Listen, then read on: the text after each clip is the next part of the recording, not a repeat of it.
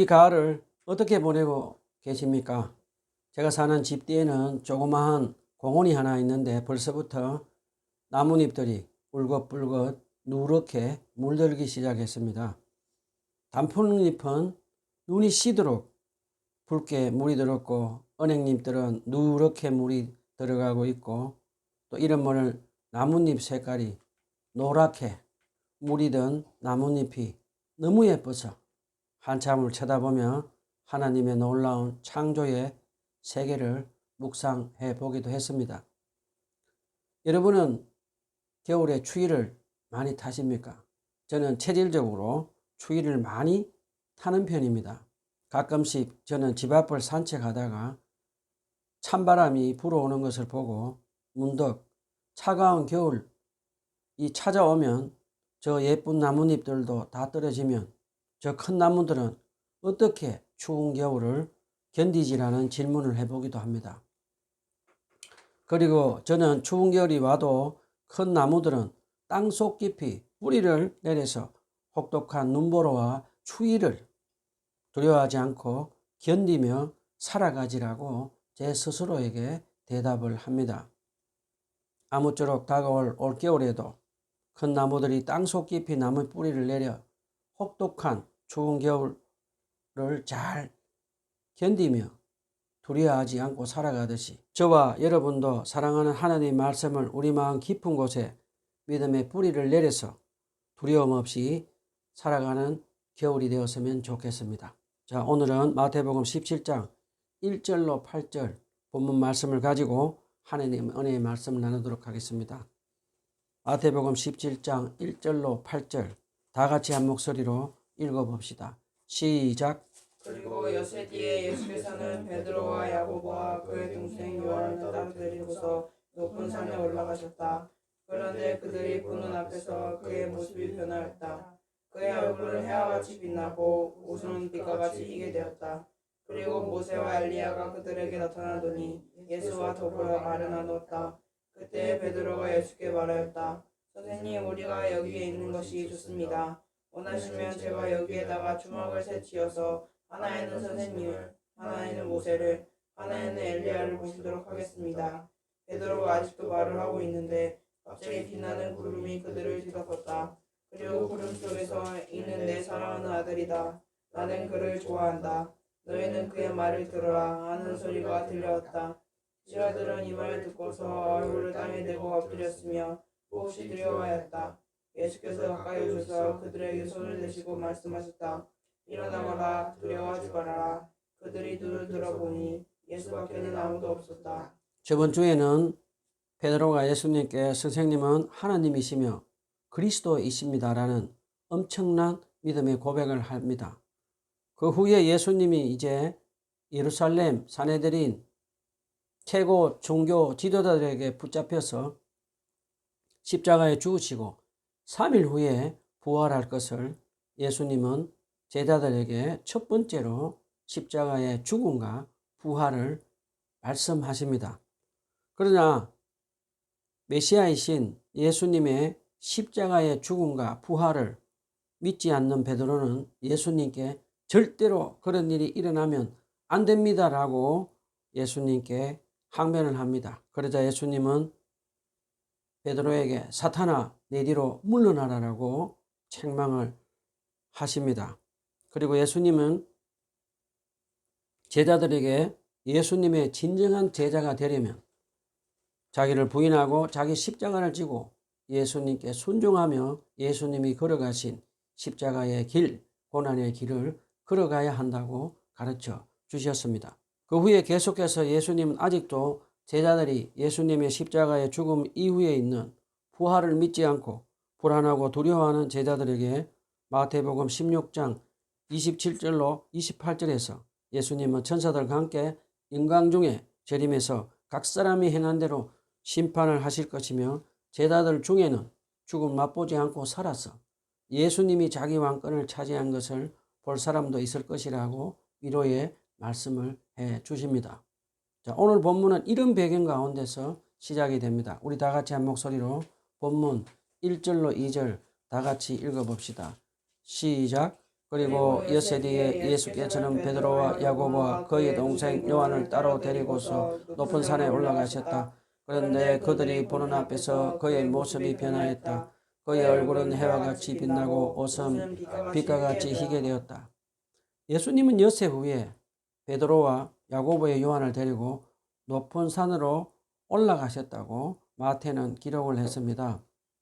예수님은 베드로가 선생님은 하나님이시여 그리스도이십니다라고 신앙을 고백을 한 엿새 후에 베드로와 요한과 야고보 3명만 데리고 높은 산으로 이제 올라갔었습니다. 예수님이 올라가신 높은 산은 어디일까요? 마태복음 16절 13절에 근거하면 예수님이 가이사랴 빌립보 지방 근처에 있는 곳에 계셨으므로 레바논 산목에 위치한 해발 2800m인 헬몬산으로 가신 것으로 추측이 됩니다. 우리가 잘 아는 대로 높은 산은 하나님의 임재의 장소로 많이 기록이 되어 있습니다. 모세가 십계명을 높은 시내산에서 받았고 또 엘리야가 이세벨 여왕을 피해서 강야로 도망가서 하나님의 음성을 들은 높은 호렙산이 성경에 있었듯이 성경에 기록된 높은 산은 하나님의 임재가 있었던 장소임을 우리에게 가르쳐 줍니다. 예수님은 복음서에 보면 높은 산에서 하나님 아버지께 기도하시는 것을 좋아하신 것으로 우리에게 가르쳐 줍니다. 자, 우리 여기서 잠깐 질문을 한번 해봅시다. 예수님은 왜 12 제자 중에 베드로, 요한, 야고보 3명만 데리고 갔을까요? 한번 생각해 보십시오. 복음서에 보면 갈릴리 어부 출신인 베드로, 야고보, 요한 이 3명은 예수님이 중요한 일이 있을 때마다 특별히 동행을 했는데 이 갈릴리 출신 어부 3사람은 앞으로 세워질 교회의 핵심 멤버로 핵심 구성원으로 제자들 중에 하나님 나라의 복음을 전거할 사역자로 예수님이 지금 훈련을 시키고 있는 것을 우리에게 마태는 가르쳐 줍니다. 자, 우리 다시 본문으로 돌아갑시다. 본문 2절에 예수님이 베드로, 요한, 야고보를 데리고 높은 산인 헬몬산으로 올라가신 후에 갑자기 예수님의 얼굴이 해처럼 빛나고 옷은 빛과 같이 희게 변했다고 마태는 기록을 했습니다. 마태는 예수님이 헬몬산에 있을 때 언제 어떻게 변화되었는지 자세하게 기록을 하지 않았습니다. 그런데 누가는 오늘 마태복음 17장과 똑같은 본문을 기록을 했는데 누가는 누가복음 9장 29절에서 예수님이 기도하실 때에 예수님의 모습이 변화되었다고 기록을 했습니다. 예수님은 십자가의 죽음과 부활을 앞두고 높은 헬몬산에서 하나님 아버지께 기도로 마음의 준비를 하시고 계신 것을 마태는 우리에게 가르쳐 줍니다. 자, 이제 예수님은 기도하시면서 스스로 하나님의 영광스러운 모습으로 제자들에게 보여주시며 자기 계시를 하십니다. 우리 여기서 잠깐 질문을 한번 해봅시다. 여러분은 예수님이 얼굴에 해처럼 빛이 나고 옷이 빛처럼 하얗게 변화된 모습을 보고 어떤 생각이 드십니까? 예수님은 지금 제자들에게 메시아이신 예수님이 인간으로 이 땅에 오시기 전에 창조주 하나님의 모습, 원래 예수님이 하나님의 모습을 거룩한 영광으로 보여주시고 계십니다. 예수님의 얼굴의 해처럼 빛나는 모습은 요한계시록 1장 9절로 16절에서 기록이 되어 있습니다. 사도 요한의 밤모섬에서 유배당했을 때 예수님이 만왕의 왕으로 심판의 주로 보여주신 모습을 떠오르게 합니다. 사실 요한계시록 21장에 보면 예수님이 비치는 빛은 우리가 눈으로 보는 해보다 더 강력한 빛을 반사해서 천국에는 해도 필요 없고 달도 필요 없고 오직 하나님이신 예수님의 비추는 초자연적인 빛이 천국을 환하게 비치는 것을 가르쳐 줍니다. 그리고 지금 마태는 예수님의 몸에서 나는 초자연적인 거룩한 영광의 빛이 얼마나 강력했으면 예수님이 입으신 옷까지 빛처럼 희게 변했다고 기록한 것을 보면 창조주 하나님이신 우리 구주 예수님이 비춰주는 영광의 빛이 얼마나 거룩한 빛임을 우리에게 마태는 가르쳐 줍니다. 예수님이 변화된 모습은 이 땅에 인간으로 오시기 전에 거룩하신 하나님의 영광, 즉 원래의 하나님의 모습임을 마태는 우리에게 가르쳐 줍니다. 그리고 마태는 예수님이 마태복음 16장 28절에서 몇몇 제자들이 죽기 전에 인자가 자기의 용건을 가지고 천국을 가져오는 것을 보리라는 말씀을 지금 제자들 앞에서 성취해 주시는 장면을 기록해 줍니다. 거룩하고 영광스러운 초자연적인 빛을 비추며 스스로 하나님의 영광스러운 모습으로 변화되신 예수님은 제자들이 예수님의 십자가의 죽음 때문에 불안해하고 두려워하는 것을 아시고 예수님은 제자들에게 육체의 죽음의 끝이 아니고 천국과 부활의 소망을 두고 영원한 생명을 바라보며 살도록 스스로 예수님은 하나님의 모습으로 자기 계시를 하시며 제자들에게 지금 용기와 위로를 해 주시는 장면입니다. 자, 그 다음에 예수님이 스스로 초자연적인 빛을 비추며 거룩하신 하나님의 영광의 모습 가운데 있을 때에 모세와 엘리야가 나타나서 예수님과 말을 하며 대화를 합니다. 자, 우리 본문 3절로 4절 다 같이 한 목소리로 읽어봅시다. 시작. 그리고 모세와 엘리야가 그들에게 나타나더니 예수와 더불어 말을 나누었다. 그때 베드로가 예수께 말하였다. 선생님, 우리가 여기 있는 것이 좋습니다. 원하시면 제가 여기에다가 초막셋을 지어서 하나이는 선생님을, 하나이는 모세를, 하나이는 엘리야를 모시도록 하겠습니다. 본문 3절에서 마태는 구약의 율법을 대표하는 모세와 선지자를 대표하는 엘리야와 만나서 말을 하며 대화를 한 것을 기록하면서 예수님이 유대인들이 그토록 기다리던 메시아임을 가르쳐 줍니다. 그리고 우리는 예수님과 만난 모세와 엘리야를 보면서 천국에는 육체의 죽음을 경험한 모세도 그리고 육체의 죽음을 경험하지 않은 엘리야가 함께 천국에서 살아가는 것을 마태는 우리에게 가르쳐 줍니다. 자, 그 다음에 마태는 영광스럽고 거룩하신 빛을 비추는 하나님의 영광의 모습으로 변한 예수님과 모세와 엘리야와 말을 하며 대화를 나누는데 어떤 대화를 했을까요? 마태는 우리에게 자세하게 기록을 하지 않았습니다. 그런데 누가는 누가복음 9장 31절에서 예수님이 십자가에 죽으시고 온 인류를 죄에서 구원하는 대화를 나누었다고 가르쳐 주십니다. 우리는 이 대목에서 가만히 천국을 한번 묵상해 봅시다. 우리가 잘 아는 대로 천국은 거룩하신 하나님께 찬양과 예배를 드리는 곳이며 또한 하나님이신 우리 구주 예수님과 기도로 친밀한 교제와 대화를 하는 곳임을 우리는 배울 수가 있습니다. 여러분, 우리가 잘 아는 대로 예수님과 말을 하며 대화하는 모세는 이집트에서 노예 생활한 이스라엘 백성들을 출애굽시킨 하나님의 위대한 지도자입니다. 그리고 엘리야도 모든 이스라엘 백성들이 바알과 아스도렛 우상에 빠져 살 때 이스라엘 백성들을 하나님께로 인도했던 위대한 선지자였습니다. 모세와 엘리야는 하나님의 백성들을 인도하면서 수많은 고난을 겪으면서 때로는 하나님 차라리 내 영혼을 데려가 주십시오라고 기도할 정도로 많은 아픔과 슬픔을 겪으며 기도한 사람들이었기 때문에 지금 우리 구주 예수님과 대화가 잘 통했을 것으로 우리는 추측이 됩니다. 저와 여러분도 이 땅에 살면서 그리스도인으로 살면서 그리고 천국 복음을 전하면서 겪는 많은 고난과 슬픔을 당할 때 우리 안에 내주하시는 성령님의 도우심으로 하나님이신 예수님과 기도로 친밀한 교제로 대화를 하며 살아야 하겠습니다.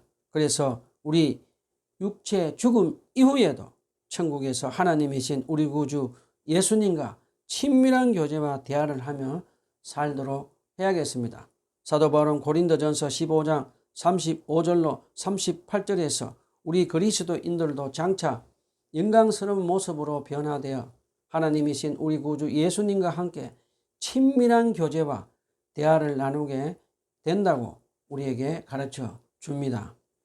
자, 마태는 예수님이 십자가의 죽음을 앞두고 제자들을 데리고 높은 산으로 올라가 기도하시면서 제자들 앞에서 스스로 거룩한 하나님의 영광에 변화된 모습을 보여주며 모세와 엘리야와 함께 말을 하며 친밀한 대화를 한 것은 우리 구주 예수님이 예루살렘으로 가서 온 인류의 죄를 대속해서 십자가에 피 흘려 죽으시고 많은 사람들의 영혼을 구원할 것을 가르쳐 주십니다.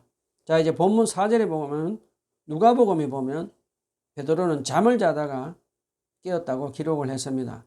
잠을 자다가 깬 베드로는 거룩하신 하나님의 영광을 입은 예수님과 모세 그리고 엘리야를 보고 장막을 지어서 하나는 예수님을 위해서 다른 하나는 모세를 위해서 또 다른 하나는 엘리야를 위해서 장막을 짓겠다고 지금 횡설수설하는 말을 하는 것을 마태는 우리에게 가르쳐 줍니다. 그런데 베드로의 말을 자세히 생각해 보면 베드로는 창조주 하나님이신 예수님이 모세와 엘리야와 버금가는 피조물로 지금 잘못 알고 있는, 그래서 무지한 말을 하고 있는 것을 마태는 가르쳐 줍니다. 그리고 베드로는 하나님의 영광을 입으신 예수님이 보여주는 천국이 지금 너무 좋아서 산 아래에 있는 고통당하는 영혼들을 구원해야 하는 메시아이신 예수님의 사명을 깨닫지 못하고 있는 것을 우리에게 마태는 가르쳐 줍니다. 우리는 신앙생활 할 때 가끔씩 하나님은 우리에게 신비한 환상을 보여주시기도 하고 또 예언을 하도록 하는 신비한 체험을 하도록 성령의 은사들을 경험을 하게 합니다. 왜냐하면 이 신비한 경험들을 통해서 우리에게 닥쳐온 고난을 극복하고 우리의 사명을 완수하며 하나님이 살아계심을 믿도록 해 주시는 것입니다. 그런데 우리는 이 신비스러운 경험만 계속해서 추구하게 되면 결국 신비주의에 빠져서 이단으로 가서 멸망해 버리는 것을 잊지 말고 조심해야 합니다. 우리는 신비한 성령의 은사를 사용할 때 이기적인 욕망을 위해서 사용하지 않도록 조심해서 사용해야 합니다. 그리고 무엇보다 하나님의 말씀인 성경 말씀을 기준으로 삼아서 오로지 예수님과 몸된 교회와 하나님 나라 복음을 위해서 사용되어야 하는 것을 꼭 기억하며 살아갑시다. 자, 베드로의 분별 없이 횡설수설하는 무지한 말로 세 개의 장막을 짓자고 예수님께 제안을 할 때 갑자기 하늘로부터 하나님 아버지의 음성이 들려옵니다. 자, 우리 다 같이 본문 5절로 8절 다 같이 읽어봅시다. 시작. 베드로가 아직 말을 하고 있는데 갑자기 빛나는 구름이 그들을 뒤덮었다. 그리고 구름 속에서 이는 내 사랑하는 아들이다. 나는 그를 좋아한다. 너희는 그의 말을 들으라 하는 소리가 들려왔다. 제자들은 이 말을 듣고서 얼굴을 땅에 대고 엎드렸으며 몹시 두려워하였다. 예수께서 가까이 오셔서 그들에게 손을 대시고 말씀하셨다. 일어나거라, 두려워하지 말아라. 그들이 눈을 들어서 보니 예수밖에는 아무도 없었다. 본문 5절에 보면 베드로가 아직 횡설수설하는 말을 하고 있을 때에 갑자기 빛나는 구름이 몰려와서 그들을 덮어버립니다. 그리고 하늘로부터 그 구름 속으로 하나님 아버지께서 예수님을 보고 이는 내 사랑하는 아들이다. 나는 그를 좋아한다. 너희는 그의 말을 들으라고 말씀하십니다. 하늘로부터 들려오는 하나님 아버지의 이 말씀은 마태복음 3장에서 예수님이 세례 요한에게 요단강에서 세례를 받을 때 하늘문이 열리고 하늘에서 들려왔던 하나님 아버지의 말씀과 동일한 말씀입니다. 마태는 구름 속에서 하늘로부터 들려오는 하나님 아버지의 이 말씀을 증거로 예수님이 하나님의 아들이요 고난받는 종 메시아이며 베드로가 주는 그리스도시요 살아계신 하나님이십니다라고 신앙 고백한 것에 확장을 짓고 있습니다. 그리고 마태는 하나님 아버지께서 제자들에게 예수님의 말씀을 순종하라고 지금 가르쳐 줍니다. 자, 이제 본문 6절에 보면 하나님 은혜로 제자들이 하나님 아버지의 말씀하시는 소리를 듣게 된 제자들은 마치 사도 요한이 부활하신 예수님을 밤모섬에서 천국으로 성령으로 인도함 받아서 올라가서 천국에서 예수님을 만났을 때 마치 죽은 자처럼 된 것처럼 세 명의 제자들은 지금 두려워서 마치 죽은 자처럼 되어서 얼굴을 땅에 넙죽 엎드리고 있는 모습입니다. 거룩하신 하나님의 임재 가운데 하나님을 만나게 되면 죄 많은 우리 인간은 하나님 앞에서 마치 죽은 자처럼 되어버립니다. 마치 제자들은 구약 성경에 기록된 이사야서 6장 5절에서 이사야 선지자가 거룩하신 하나님의 임재 앞에서 큰 두려움에 빠졌듯이 제자들은 지금 큰 두려움에 빠져서 마치 죽은 자처럼 되어서 얼굴을 땅에 납작 엎드려져 버립니다. 자, 우리는 이 대목에서 아직도 믿음이 연약한 제자들이 그동안 예수님의 육신의 모습만 보다가 이제 예수님이 하나님의 영광된 모습으로 완전히 다르게 변화된 것을 보고 놀라워서 두려워하고 있었는데 갑자기 하늘로부터 예수님이 하나님의 아들이요 기뻐하는 자라고 말씀하시는 거룩하신 하나님 아버지의 음성을 생생하게 들으면서 제자들이 얼마나 놀라고 두려워했는지를 우리는 추측할 수 있습니다. 자, 이제 본문 7절에 보면 하나님 아버지의 거룩한 음성을 듣고 마치 죽은 자처럼 두려움에 빠져서 땅바닥에 엎드려져 있는 제자들에게 예수님께서 가까이 오십니다. 그리고 두려움에 빠진 제자들에게 손을 대시고 일어나거라 두려워하지 말아라 라고 위로의 말씀을 해 주십니다. 자, 우리는 이 대목에서 제자들이 아직도 예수님의 십자가의 죽음과 부활하신다는 말씀을 제대로 믿지 않고 영적으로 무지한 제자들을 예수님이 얼마나 따뜻하게 사랑하시며 연민의 마음을 가지고 행동하시는지 우리에게 마태는 가르쳐 주십니다. 그리고 마태는 우리에게 예수님의 따뜻한 사랑과 위로의 말씀을 듣고 제자들의 두려운 마음이 사라지고 용기를 가지게 된 것을 우리에게 가르쳐 줍니다. 지금 여러분 중에 제 설교를 듣는 분 중에 신앙생활 하다가 고난과 핍박 때문에 지쳐서 두려움에 빠져서 천국 복음을 전하지 못하고 계시는 분 계십니까? 예수님께서 여러분에게 지금 일어나거라 두려워 말라 라고 하시는 위로의 말씀을 다시 한번 듣고 믿음의 용기를 내어서 성령의 능력으로 천국 복음을 전파하며 천국과 부활의 영광을 바라보며 사시기를 간절히 부탁을 드립니다. 자, 이제 마태는 본문 8절에서 변화산에 이제 결론의 말씀을 기록합니다. 그들이 눈을 들어서 보니 예수밖에는 아무도 없었다라고 마태는 기록하면서 우리 그리스도인들이 신앙의 대상, 믿음의 대상은 율법을 전한 모세도 아니고 엘리야 선지자도 아니고 우리의 신앙과 믿음의 대상은 하나님의 아들 예수 그리스도밖에 없다고 가르쳐주며 우리 그리스도인들은 오직 하나님이신 예수님의 말씀을 듣고 순종할 것을 우리에게 가르쳐 줍니다.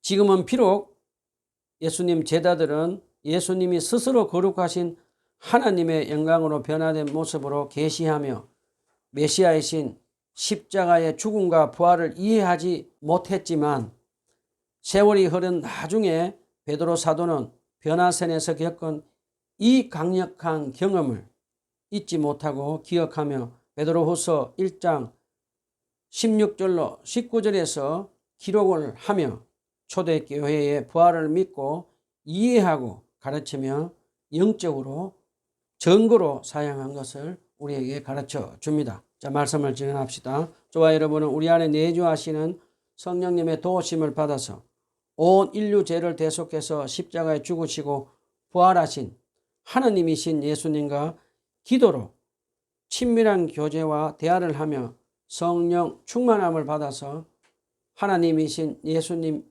뜻에 순종하며 성령의 능력으로 천국 복음을 전파하며 고문함과 핍박을 두려워하지 말고 천국과 부활의 영광을 바라보며 살아가는 사람들이 다 되었으면 좋겠습니다. 기도합시다.